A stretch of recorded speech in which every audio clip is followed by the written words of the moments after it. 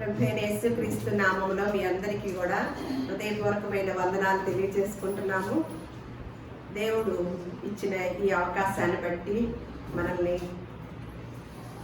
ప్రాణంతో ఉంచి సజీవులుగా ఉంచి దేవుని సన్నిధానంలో ఇలా కొద్ది సమయాన్ని ధ్యానం చేసుకోవటానికి, ఆయన మాటల్ని వినటానికి, ఆయన మాటల్లో ఉన్న సత్యాన్ని గ్రహించటానికి, దాన్ని దైనందిక జీవితంలో మనము అవలంబించుకోవటానికి దేవుడిచ్చిన అవకాశాన్ని బట్టి ఆ దేవాది దేవునికి కృతజ్ఞతాస్తుతులు తెలియజేసుకుంటున్నాను. ఈరోజు మేము శుక్రవారం ప్రార్థనలో ధ్యానం చేస్తూనే వచ్చాం, కానీ నేను పర్టికులర్గా ఆ అధ్యాయాన్ని, ఆ యొక్క అధ్యాయం మొత్తం కూడా సామెతల గ్రంథము 31వ అధ్యాయము తీసుకొని ఉంచుకోండి. దానిని ఇలా స్టడీ చేయడం అనేది ఇదే మొదటిసారిగా చేస్తున్నాము. అయితే ఎందుకు దీన్ని స్టడీ చేయాల్సి వచ్చిందంటే, ఈ మధ్య కాలంలో మాకు తెలిసిన వారు ఒక స్త్రీ, ఒక మహిళ దేవుణ్ణి నమ్ముకున్న ఆవిడికి దేవుణ్ణి, ప్రభువుని ఎరగని వారి కుటుంబంలోకి కోడలుగా వెళ్ళిందనమాట. వెళ్ళినప్పుడు ప్రభువు నమ్మని వారి కుటుంబంలోకి ప్రభువుని నమ్ముకున్న ఆవిడ కోడలుగా వెళ్ళినప్పుడు ఆవిడ అక్కడికి వెళ్ళాక ఉదయాన్నే లేవదంట, 9 గంటలకి ఏమో లేస్తుందంట. ఇంట్లో పనమ్మాయి ఉంది, కానీ ఆ పనమ్మాయి వరకు ఆ పనమ్మాయి పని చేసుకొని వెళ్ళిపోతుంది. అప్పుడు చేసుకొని వెళ్ళిపోయాక ఈవిడ లేస్తుందంట. మళ్ళీ మళ్ళీ పనమ్మాయి చేయటం అంటే ఎంత శుభ్రంగా ఉంటుందో తెలుస్తుంది కదా. అయినా కూడా అలా ఉన్నప్పటికీ కూడా ఏమీ క్లీన్ చేయదంట. ప్రతి దానిలో కూడా వ్యతిరేకంగా కనపడుతుందని వారు ఏమన్నారంటే, ఆ ఇంటి వాళ్ళు నాకు ఫోన్ చేసి, ఏంటి మీ బైబిల్ గ్రంథంలో ఇలాగే ఉందా, స్త్రీలు ఇలా ఉండాలని, అలాగే మీరు ప్రార్థనకి వెళ్తారు కదా, మరి మీ దేవుడు ఇలాగేనే స్త్రీని, ఒక భార్యని ఇలాగే ఉండమని చెప్పాడా? అంత దారుణంగాను దేవుణ్ణి ఎదిగాము, ప్రార్థనలు చేసుకుంటున్నాము అని ఆదివారాలైతే ప్రార్థనకి వెళుతుంది ఆవిడ, కానీ ఇంట్లో ఉన్న విధానం చూస్తేనేమన్నా మాకు ఆశ్చర్యపోతున్నాము. మరి మీ బైబిల్ గ్రంథంలో ఇలాగే ఉందా అని నన్ను ప్రశ్నించారు. అంటే బైబిల్ గ్రంథంలో ఎవరు చదివితే వారికి తెలుస్తుంది కదా. దేవుణ్ణి నమ్మిన వారందరూ దేవుణ్ణి అనుసరించేవారేనా? కాదు కదా. నమ్మారు అంటే మనం అంతకు ముందే నమ్మకమా తెలియటమా అనేది మనం తెలుసుకున్నాం కదా. మరి ఆ స్త్రీ నమ్మిందేమో అని ఆ భ్రమలో ఉందన్నమాట. అంటే బైబిల్ గ్రంథం, పరిశుద్ధ గ్రంథం చదవలేదు కాబట్టి. కానీ పరిశుద్ధ గ్రంథంలో, సామెతల గ్రంథంలో 31వ సామెతని అసలు సొలొమోను గారు ఎంత గొప్పగా రచించారంటే, అసలు ఒక స్త్రీ స్థానాన్ని ఎంత గొప్పగా చూపించాడంటే, అసలు స్త్రీలమైన మనమే ఆ కోణంలో చదవలేదు కాబట్టి మనకున్న విలువ మనకి తగ్గించుకున్నాం అనమాట.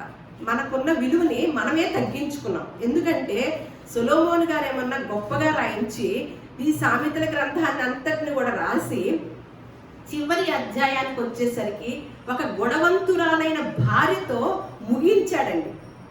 చాలా ఆశ్చర్యం వేస్తుంది అనమాట. సామెత గ్రంథం అంతా కూడా మొదటి అధ్యాయం నుంచి 31 వరకు కూడా చాలా బయట ప్రపంచంలో జరుగుతున్న సామెతలను జ్ఞానయుక్తంగా ఆయన బోధించి 31వ అధ్యాయానికి వచ్చేసరికి గుణవతి అయిన భార్య ఇలా ఉంటది, ఇలా ఉండాలి, దేవుని యందు భయభక్తులు కలిగిన స్త్రీ ఇలా కొనియాడబడుతుందని ముగించడంలో ఉన్న పరమార్థాన్ని చాలా మంది భార్యలైన వారు, స్త్రీలైన వారు తెలుసుకోలేకపోవడం వలనే బయట ప్రపంచానికి దేవుణ్ణి ఎరిగిన మనము బయట ప్రపంచానికి దేవుని నామాన్ని అవమానపరిచే విధంగా మన దైనందిక జీవితాన్ని మనం చూపిస్తుంటే, మరి దేవుణ్ణి ఘనపరిచే వారముగా ఉంటున్నామా, అవమానపరిచేవారు? మనం ఎటు సువార్త చెప్పము, ఎందుకంటే మన ఇంట్లో పనులు, మన పరిస్థితులు వాటితోనే సరిపోతూ ఉంటుంది. కానీ మేము ఎప్పుడు మన మధ్య కూడా మాట్లాడుకున్నాం, అమ్మా మీరు సువార్త చెప్పకపోయినా పర్వాలేదు, కానీ మీ ప్రవర్తన ద్వారా దేవుణ్ణి దూషించే స్థితికి ఏ స్త్రీ కూడా వెళ్ళకూడదు, ఏ భార్య కూడా వెళ్ళకూడదు అనే ఒక పాఠాన్ని మేము నేర్చుకున్నాం అనమాట. ఈరోజు సామెతల గ్రంథము మరి 31వ అధ్యాయము 10వ వచనం నుంచి నేను చదువుతాను. ఇదంతా చదివాక మీకు ఈ గొప్పతనాన్ని, సొలొమోను గారి భార్యగా, గుణవతి అయిన భార్య గురించి ఎంత గొప్పగా రాయించాడో, స్త్రీ యొక్క జీవితాన్ని గొప్పగా రచించిన గ్రంథం ఏదైనా ఉందంటే అది ఒక్క పరిశుద్ధ గ్రంథమేనండి.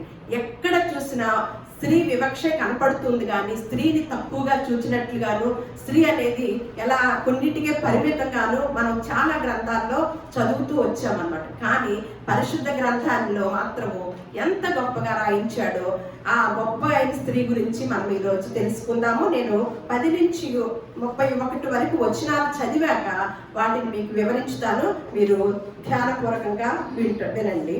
గుణవతి అయిన భార్య దొరుకుట అరుదు, అట్టిది ముత్యము కంటే అమూల్యమైనది. ఆమె పెనిమిటి ఆమె యందు నమ్మిక ఉంచును, అతని లాభ ప్రాప్తికి వెలితి కలుగదు. ఆమె తాను బ్రతుకు దినములన్నీ అతనికి మేలు చేయును గాని కీడేమియు చేయదు. ఆమె గొర్రెబొచ్చును అవిసినారను వెదకును, తన చేతులారా వాటితో పనిచేయును. వర్తకపు ఓడలు దూరము నుండి ఆహారము తెచ్చినట్లు ఆమె దూరము నుండి ఆహారము తెచ్చుకొనును.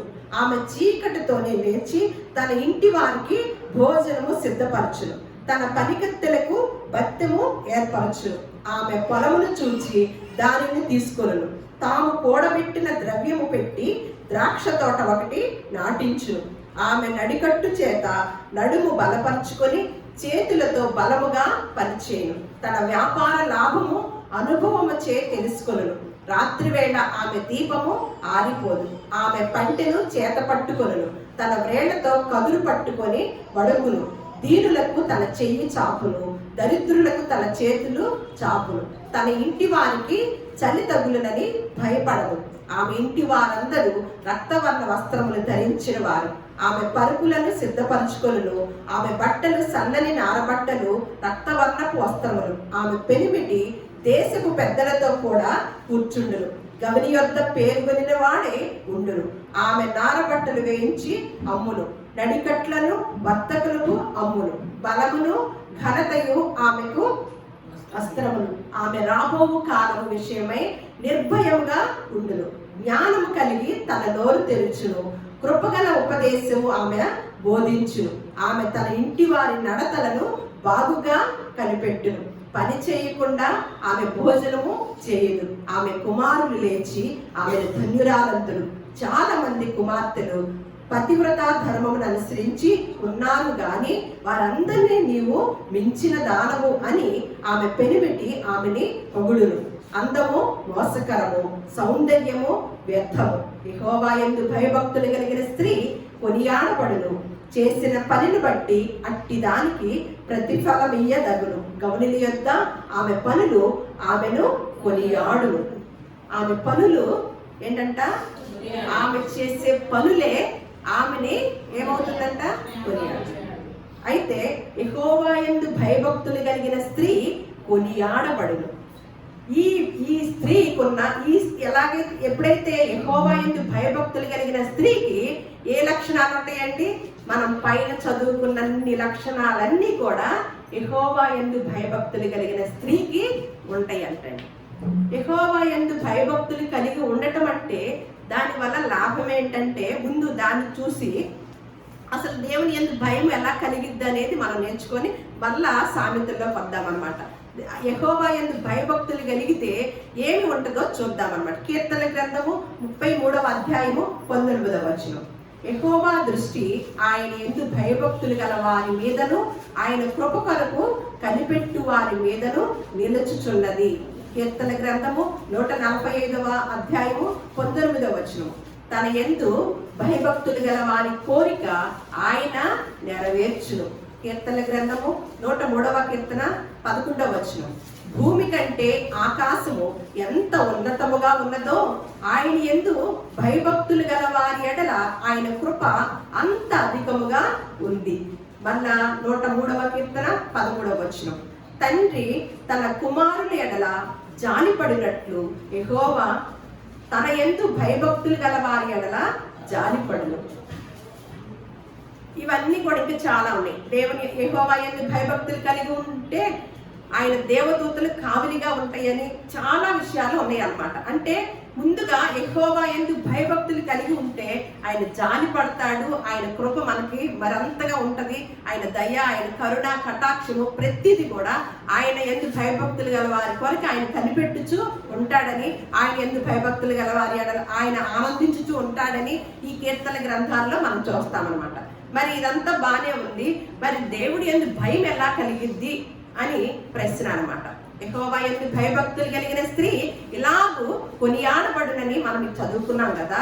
అలా భయభక్తులు కలిగి ఉంటే ఈ స్త్రీకి ఈ లక్షణాలు రావటమే కాక మనం చదువుకున్నవి అన్ని కూడా ఆ భయభక్తులు కలిగిన వారు స్వతంత్రించుకుంటారని మనం నేర్చుకున్నాం కదా. అసలు దేవుడి యందు భయం కలగాలంటే ఏమి జరగాలి? ప్రశ్న మాట్లాడాలి. దేవుని యందు భయభక్తులు గల వారు ఇలా ఆశీర్వదించబడతారు, ఇలా కొనియాడబడతారు అని ఆయన యందు భయభక్తులు కలిగి ఉంటే ఇలాంటి దీవెనలన్నీ మనం చూస్తున్నాం. ఆయన యందు భయం ఎలా కలిగిద్ది, ఎప్పుడు కలిగిద్ది? శుక్రవారం వచ్చి బాగా నేర్చుకుంటున్నారు కదా. మేము శుక్రవారం బైబిల్ స్టడీ చేస్తున్నాము. ఏమనంటే నేనేమని ఒక మాట, అంతకుముందు వరకు మనం ఒక మెసేజ్ చెప్పుకుంటూ వచ్చాము. అలా కాదు, మీరు ఏదైనా విన్నప్పుడు, మీరు బైబిల్ గ్రంథం కనుక ఇంటి దగ్గర వారం అంతా చదివినప్పుడు మీకు ఏదైనా అపోహ కానీ ఏదైనా డౌట్ వచ్చినప్పుడు మనం శుక్రవారం వాటి గురించి తెలుసుకుందాము, డిస్కషన్ చేసుకుందాము అని తెలియజేశారనమాట. వచ్చే వారం నుంచి అలాంటివి జరుగుతాయి. అసలు బైబిలే చదివిన వాళ్ళకి అపోహ ఉండదు, డిస్కషన్ ఉండదు, అది డౌటు ఉండదు. చదివిన వారు మాత్రం రేపు శుక్రవారం డౌట్గా వస్తారు. చూద్దాము. భయం అనేది ఎలా కలిగిద్ది? భయం అనేది ఎలా? ముందు భయం కలగాలి కదా. దేవుని యందు భయభక్తులు కలిగి ఉండటము కలిగిన స్త్రీ కొనియాడబడిద్ది అన్నాడు కదా. మరి భయము అనేది ఎలా కలిగిద్ది? మీరు చెప్పలే మధ్యలో. మరి ఎలా చెప్తారు? మీరు సొంతగా చెప్తారా? చెప్పండి. మరి మొన్నది చెప్తే ఇప్పుడు ఎలా కుదిరిద్ది? అందుకే నేను వద్దన్నాను. మిగతా వాళ్ళకి అవకాశం ఉండాలిగా. నాకు చాలా చాలా బాధ వేసి ఈ మెసేజ్ చెప్తున్నారండి. దేవుడు ఇంత గొప్పగా స్త్రీని సృష్టించి స్త్రీకి ఎంత ఆధిక్యత ఇచ్చాడో ఒక్కోటి మనం ధ్యానం చేసుకుందాము. దాన్ని బట్టి మన సంతోషంతో మన గృహాలకు వెళతామన్నమాట. మన మధ్యలోకి పాము వచ్చింది అనుకోండి, పామును చూస్తే ఎంతమందికి భయం వేస్తుంది? మరి యష్నాకి భయం వేస్తుందా? ఆర్యుకి భయం వేస్తుందా? ఎందుకు?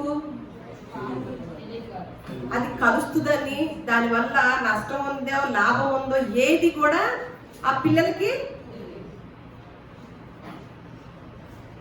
ఏది కూడా తెలియదు కదా. మనకెలా తెలుసు? మనకేం తెలుసు? అప్పుడు ఏం కలిగింది మనకి? పాము ఎడల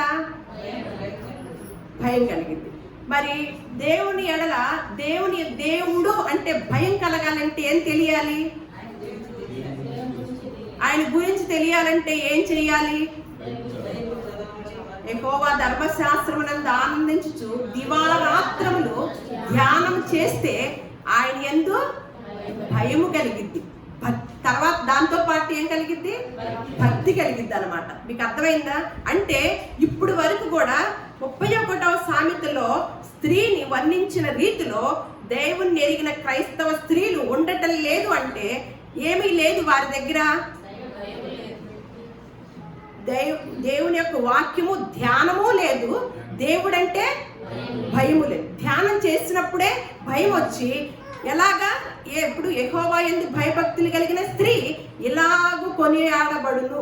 ఒక లిస్ట్ ఇచ్చాడు, ఇలాగూ కొనియాడు. మరి క్రైస్తవ స్త్రీలు ఎన్నో సంవత్సరాలుగా దేవుణ్ణి ఎరిగి ఉంటారు. ఎలా కొనియాడబడుతున్నారు?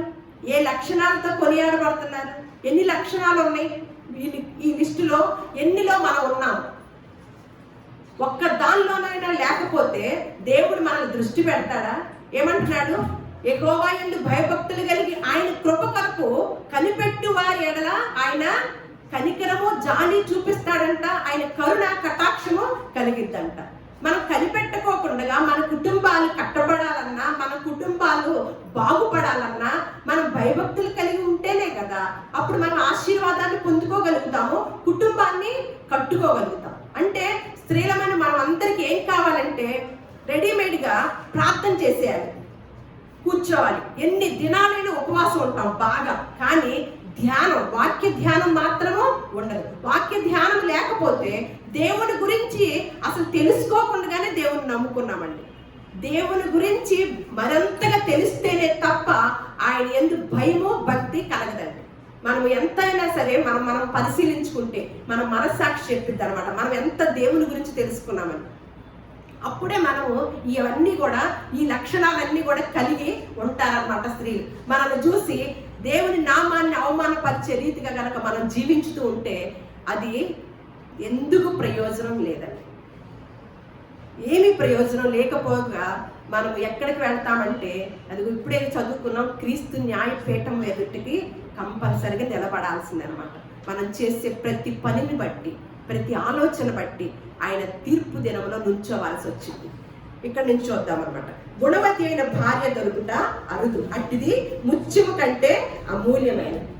ముత్యము కంటే అమూల్యమైనదంటే ఒక మంచి ముత్యం అంట సముద్రపు లోతైన భాగంలో దొరికిద్దంటండి. మంచి ముత్యము, అన్ని ముత్యాలంటే ముత్యాలు అన్ని రకాలు ఉంటాయి, మనం కొనుక్కునే ముత్యాలు ఉంటాయి, కానీ కొన్ని ముత్యాలు చాలా ఖరీదైనవి అనమాట, చాలా వెలగలిని, కొన్ని లక్షల ఖరీదుకు చేసే ముత్యాలు ఉంటాయి. అవి ఎక్కడ దొరుకుతాయి అంటే సముద్రపు లోతైన భాగంలో వాటిని తీసుకొస్తారంట. అటువంటి ముత్యము కన్నా గుణవతి అయిన భార్య అమూల్యమైనదంటండి. అంటే ఈ ముత్యానికన్నా కూడా, ఎంత వెలగలిగిన, ఎంత ఖరీదు కలిగిన ముత్యానికన్నా కూడా భార్యను, ఒక స్త్రీని దేవుడు అమూల్యమైనది అని తెలియచేశాడు. అంటే ఈ వాక్యాన్ని బట్టి ఎంత సంతోషించొచ్చండి మనము. ఆమె పెనిమిటి ఆమె యందు నమ్మిక ఉంచుతాడంటండి. ఎప్పుడు గుణవతి అయిన భార్య దొరికినప్పుడు, ముత్యం కన్నా అమూల్యమైన స్త్రీ దొరికినప్పుడు ఆమె పెనిమిటి ఆమె అడగక ముందే నమ్మిక ఉంచుతాడంటండి. మనం ఎంతమందిని నమ్మిక ఉంచుకున్నామండి? మనందరికి ఆస్తులు పెడతారా భర్తలు? ఎందుకు పెట్టలేదు? అందులో ఇప్పుడు మరీ దారుణంగా ఉంది. భార్యలు అంటేనే భయమేసి చాలా మంది పురుషులు వివాహాలే వద్దంటున్నారంట. ఇదివరకు రోజుల్లో మగవాళ్ళు అంటే భయపడేవాళ్ళు, ఇప్పుడు భార్య అంటే వారిలో ఏమి లేదండి, నమ్మకం లేదు, నమ్మకత్వాన్ని సంపాదించుకునే గుణం లేదనమాట. ఎప్పుడైతే నమ్మకత్వాన్ని సంపాదించుకుంటాడంట ఆ పెనిమిటంట, ఆ భార్య, గుణవతి అయిన భార్య రాగానే ఆవిడ మీదంట నమ్మిక ఉంచుతాడంట. ఎంతమంది భార్యలు మనం ఆస్తులు పెట్టించుకున్నామండి? పెట్టించుకున్నారా? ఎంతమంది భర్తలు నమ్మి స్త్రీలకు ఇస్తున్నారండి? ఎంతమంది భర్తలు నమ్మి పెత్తనాలు ఇస్తున్నారండి? ఇంటి గృహ పరిపాలన ఇస్తున్నారా? చిన్న ఉదాహరణ చెప్తానమాట. నా వివాహమైన కొత్తలో మాకు 700 రూపాయల జీతం. అయితే నాకు చిన్న వయసులోనే పెళ్ళవటం వల్ల అంత ఆలోచనలు ఏమీ తెలియదు. అది అసలు రూపాయి దాచుకోవాలని, ఖర్చు అసలు ఏది కూడా వివరణ అనేది తెలియని పల్లెటూరు నుంచి వచ్చిందా అని అనమాట. ఈయన మాత్రం చాలా తెలివిగల ఆయన. ఏం చేశారు, మమ్మల్ని వేరే పెట్టారు, అత్తగారు వాళ్ళు వేరే పెట్టినప్పుడు తను 700 జీతాన్ని నాకు తీసుకొచ్చి నా చేతిలో పెట్టారు. ఒకేసారి నేను అంత పెద్దవి ఇవ్వటం నా జీవితంలో అదే కదా మొదటిసారి, నాకు భయం వేసింది. అంతకు ముందైతే చక్కగా ఒక 5 రూపాయలు నా చేతిలో పెడితే అది గంటలో అవజేసేదాన్ని అనమాట. ఏదో ఒకటి కొనుక్కోవటమో తినేయటమో చేసేవాళ్ళం. అలాంటిది ఒక 700 రూపాయలు నా చేతిలో పెట్టేసరికి నాకు భయం వేసింది. అమ్మో, జాగ్రత్తగా వాడాలి కదా, మా ఆయన నా చేతిలో పెట్టి నాకు పెత్తనం వేస్తున్నారు కదా అని అంత కూడా ఆలోచించలేదండి. అవి భయం వేసేసి వాటిని జాగ్రత్తగా సరుకులు తీసుకొచ్చి మళ్ళా ఆ 700లోనే ఒక 100 రూపాయలు చీటీ వేసి దాచి ఆయనకు చూపించేదాన్ని. అట్లా 4-5 నెలలు చేశాం. ఒక 6 నెలలు జరిగిందన్నమాట. జరిగాక ఆయన లోపల ఉన్న మాట చెప్తున్నారు. ఏమనంటే, నువ్వు ఇంటి దగ్గర గారాబంగా పెరిగి వచ్చిన దానివి, రూపాయి అంటే నీకు విలువగా అంతగా తెలిసినట్టు నాకు కనపడలేదు. కాబట్టి అసలు నీకు పెత్తనం ఇచ్చి చూద్దాం, డబ్బులు ఇచ్చి చూద్దాం ముందు. తర్వాత నువ్వు ఖర్చు పెట్టే విధానంలో నీకు రాకపోతే కనుక నీకు జీవితంలో 1 రూపాయి కూడా నీ చేతిలో పెట్టకుండా నేనే ఖర్చు పెట్టాలి అని నా మనసులో అనుకొని నీకు టెస్ట్ పెట్టాను. నువ్వు టెస్ట్లో ఏమయ్యాను? పాస్ అయ్యాను. అంటే నేను అందరి గురించి తెలియదు కాబట్టి అమ్మ నీ గురించి చెప్తున్నా అంటే నా గురించి తెలుసు కాబట్టి చెప్తున్నా. మీ అందరూ కూడా అలాంటి వారే, కానీ ఎవరో ఒకరు ఇక్కడ చెప్పాలి కాబట్టి. ఎప్పుడు ఏమి సంపాదించుకున్నామండి? నమ్మకాన్ని అది మొదలుకొని ఇప్పుడు మాకు 35 సంవత్సరాలు వివాహమై ఒక్కటిది కూడా ఆయన చేతుల్లో లేదండి. ప్రతిదీ నా చేతుల్లోనే ఉన్నాయి అన్నమాట. భర్తలు సంపాదించిన ఆస్తులు కదా, అవి భార్యలకు పెట్టరు కదా. కానీ నాకు ఆశ్చర్యపోయాను. నేను ఈ తర్వాత ఈ మాట చదివాక నేను చాలా నాకు తెలిస్తే జ్ఞానం ఏం చేస్తుంది? వెరితరలేస్తుంది అనమాట. తెలియలేదు కాబట్టి అలా సంపాదించుకున్నానేమో అనిపించింది. అంటే తన భర్త ఆ భార్య మీద నమ్మకం ఉంచాలంటే మనలో ఏం కావాలండి? గుణము కావాలన్నమాట, జాగ్రత్త కావాలి.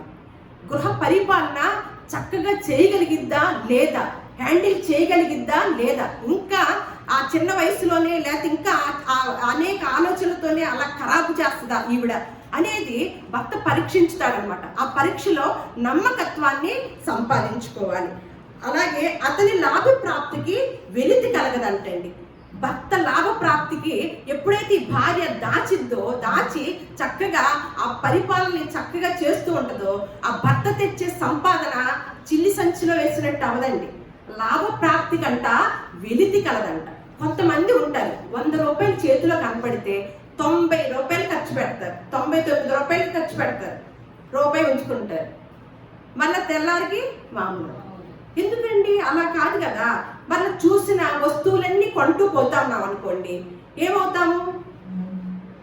మనం మనమేమో సంపాదించలేము. వచ్చిన సంపాదనని చూసిన వస్తువులన్నీ కొన్నాం అనుకోండి, లేదు లోన్ల ద్వారానో ఈఎంఐ ద్వారానో కొనేసామనుకోండి, ఎలా ఉంటుంది?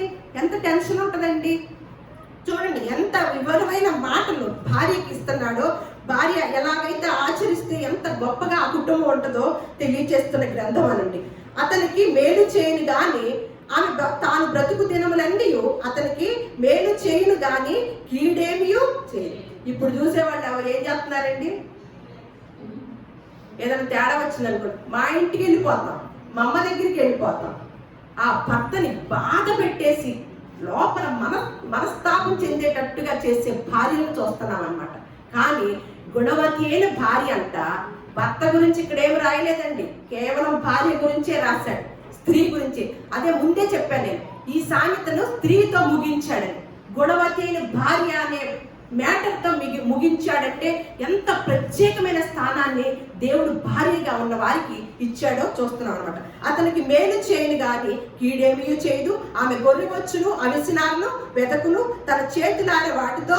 మళ్ళీ ఈవిడ పనిచేసే ఆవిడ కూడా ఇంట్లో పనిచేసేదే కాకుండా కొన్ని వ్యాపారాలు కూడా చేసేవాడుగా ఇక్కడ మనం చూస్తున్నాం. వర్తక ఓడల దూరం నుండి ఆహారం తెచ్చినట్లు ఆమె దూరం నుండి ఆహారం తెచ్చుకోను. ఆమె ఎక్కడండి? 9 గంటలుగా. ఆ వ్యక్తులు ఏమంటున్నారు?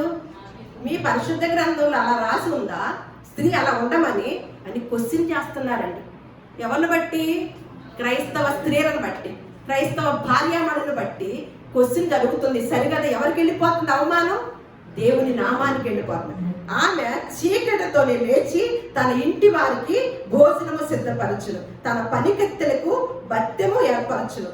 ఆమె పొలమును చూచి దానిని తీసుకొని తాము కూడబెట్టిన ద్రవ్యము పెట్టి ద్రాక్ష తోట ఒకటి నాటించును.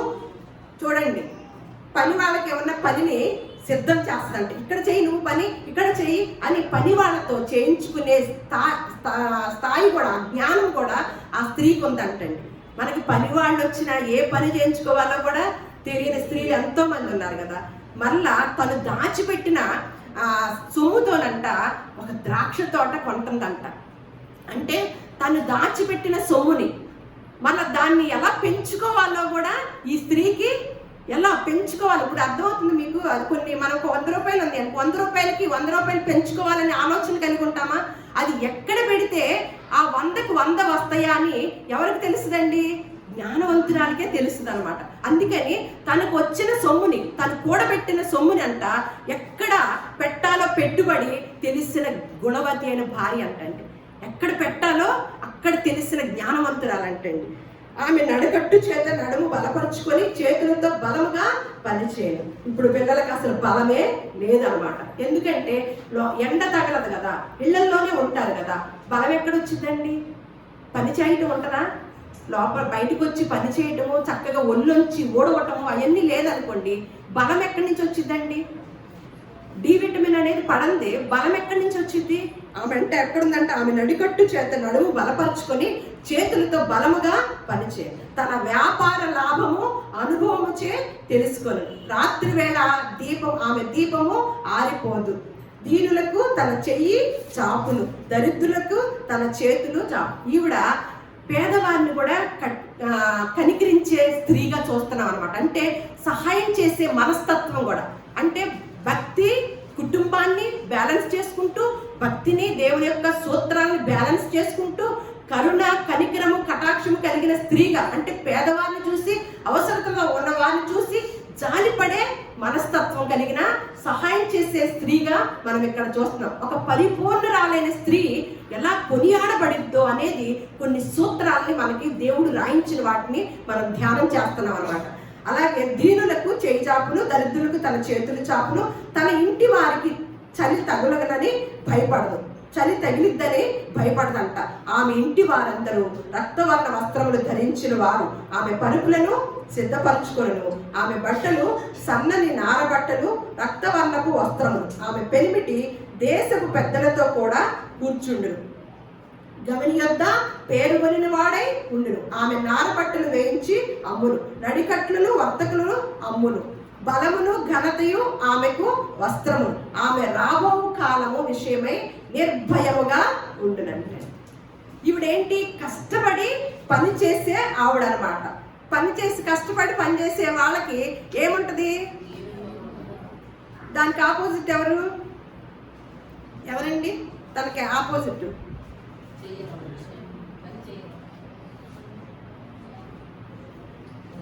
సోమరితనం కదా.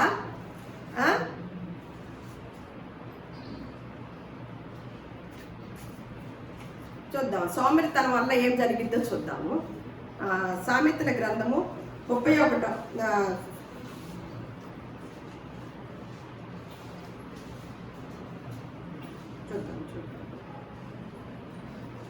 6వ అధ్యాయము 9వ వచనం. సామెతల గ్రంథము 6వ అధ్యాయము. ఈ స్త్రీ అయితే పెద్దల కడ లేచింది కదా, ఇక్కడ ఏమనుంది? పెద్దల కడ లేకపోయినా సోమరితనంగా ఉన్నా ఏం జరిగింది ఆ కుటుంబాల్లో? సోమరి, ఎందాక నీవు పండుకొని ఉందువు, ఎప్పుడు నిద్ర లేచిదవు, ఇక కొంచెము నిద్రించుదనని, కొంచెము కునికిదనని, కొంచెం సేపు చేతులు ముడుచుకొని పరునుదనని నీవు అనుచుందు. అందుచేత దోపిడీగాడు వచ్చినట్లు దారిద్ర్యము నీ యొద్దకు వచ్చును, ఆయుధదారులు వచ్చినట్లు లేమి నీ యొద్దకు వచ్చును. సామెతల గ్రంథం 10వ అధ్యాయం 4వ వచనం కూడా, బద్ధకముగా పనిచేయవాడు దరిద్రుడగును, శ్రద్ధ గలవాడు ఐశ్వర్యవంతుడగునంట. చూడండి, అంటే సోమరితనం కూడా లేకపోవటం వలన ఎన్ని ఆశీర్వాదాలు చూడండి. మన సోమరితనమే, మన యొక్క నిద్ర అంటే లేటుగా లేచే తనంలోనే మనకి దరిద్రాలన్నీ కూడా వస్తాయని మనకు ఇక్కడ చూస్తున్నాం అనమాట.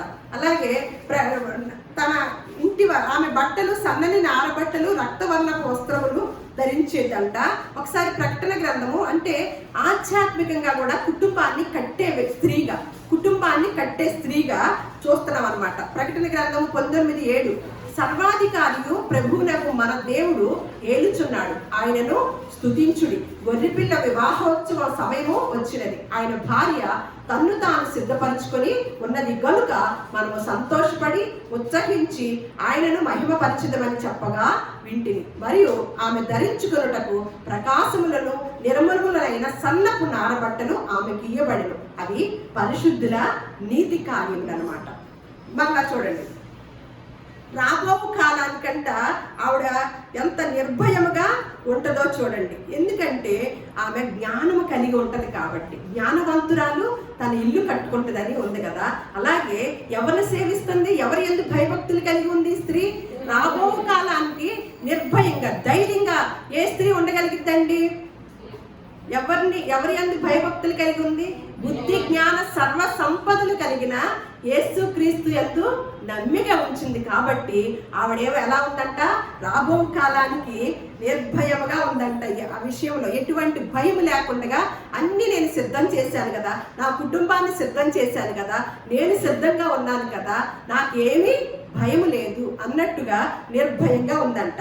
జ్ఞానము కలిగి తన నోరు తెరుచునంట. కృపగల ఉపదేశము ఆమె బోధించును.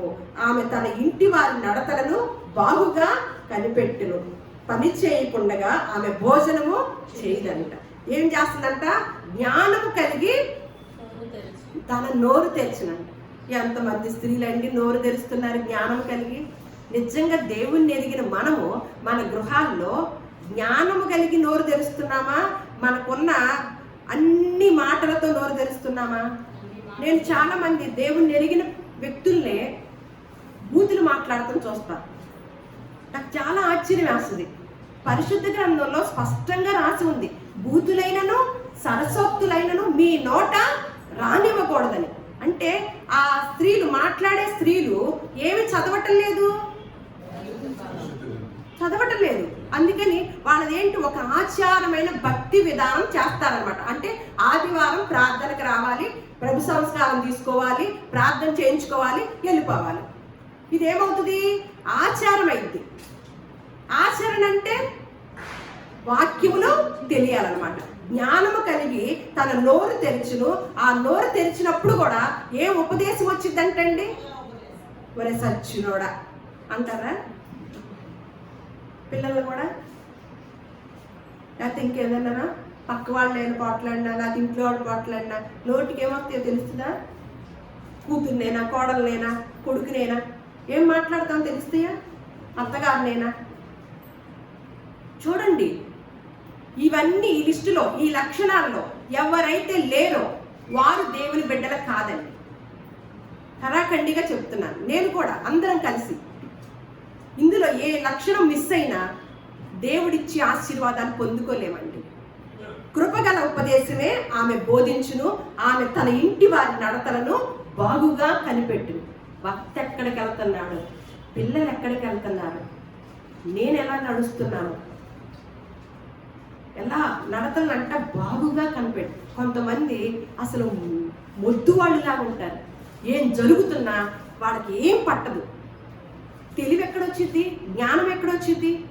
నీ వాక్యములు వెల్లుడవుతూనే వెలుగు కలుగును. అవి తెలివి లేని వారికి తెలివినిచ్చును. తెలివి రావాలన్నా కూడా కొనుక్కుంటే రాదు. ₹1 ఉన్నా తెలివిని కొనుక్కుంటే రాదు. ఆ తెలివి తక్కువతనంతోనే మన ఇంట్లో వాళ్ళు ఎటు నడుస్తున్నా గమనించమన్నమాట. గమనించే ఆ బుద్ధి అనేది ఉండదు.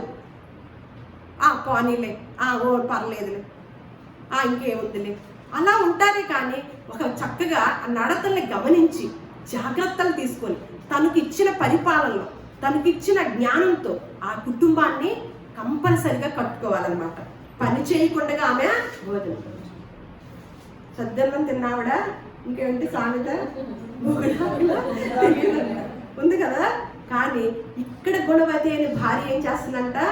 పని చేయకుండా భోజనమే చేయడం. పనంతా అక్కడ ఉంటుంది. ఏం చేస్తారు కొంతమంది? ఆమె కుమారులు లేచి ఆమెను ధన్యురాలందరు.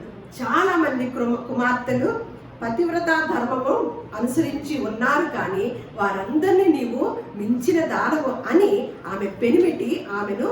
అంటే చాలా మంది మంచి మంచి సూత్రాలు, లక్షణాలు పాటిస్తున్నారు, కానీ నీవు మాత్రం నాకు పతివ్రత ధర్మం దగ్గర మంచి భార్యగా నిన్ను నేను పొగుడుతున్నాను అని. ఎవరు పొగుడుతున్నారు? పెనిమిటే పొగుడుతున్నాడు అనమాట. అందుకని ఒక మాట ఉంటుంది, ఏమనంటే యోగ్యురాలంట. సామెతలు 12:4 యోగ్యురాలు తన పెనిమిటికి కిరీటం అంట, సిగ్గు తెచ్చినది వారి ఎముకలకు కుళ్ళు. అలాగే భార్య దొరికిన వారికి ఏం దొరకాలి? ఏ భార్య, ఎటువంటి భార్య అయితే మేలు దొరికింది? ఇప్పుడు నిజంగా మన వల్ల ఎంతమంది ఇబ్బంది పడుతున్నారు? భర్తలు ఎంతమంది స్త్రీలు భర్తలు ఇబ్బందులు పడుతున్నారండి? భార్య దొరికిన వారికి మేలు. అలాగే యోగ్యురాలు తన పెనిమిటికి కిరీటము, సిగ్గు తెచ్చినది ఎముకలకి, వాని ఎముకలకి గుళ్ళు అనమాట అని చెప్తూ, వారందరినీ నీవు మించిన దానివని ఆమె పెనిమిటి ఆమెను పొగడు. చివరికి ఎక్కడికి వచ్చాడంటే, రాబో దినాల్లో మేకప్లకి ఎక్కువ సమయం ఇస్తారు, జడలకు ఎక్కువ సమయం ఇస్తారు, వాళ్ళ యొక్క అలంకరణకి ఎక్కువ సమయం రాబోయే రోజులో వీధికి ఒక బ్యూటీ పార్లర్ వచ్చిందని గుర్తెరిగిన దేవుడు, గుర్తెరిగిన జ్ఞానవంతుడైన సొలొమోను ఏమి రాయించాడంటే, అందము మోసకరము, సౌందర్యము వ్యర్థము అని వెంటనే రాయించాడు. యెహోవా యందు భయభక్తులు కలిగిన స్త్రీ ఇలా ఈ లక్షణాలతో కొనియాడబడింది అని చేసిన పనిని బట్టి, అట్టి దానికి ఇవన్నీ చేసిన వాటిని అన్నిటిని బట్టి ప్రతిఫలమయ్య దగును. గౌనుల యొద్ద ఇప్పుడు ఎవరిని మెచ్చుకుంటారండి? గౌనుల యొద్ద అంతకుముందు భక్తులు మెచ్చుకునేటట్టు కూర్చోబెట్టింది కదా, ఇప్పుడు ఎవరిని?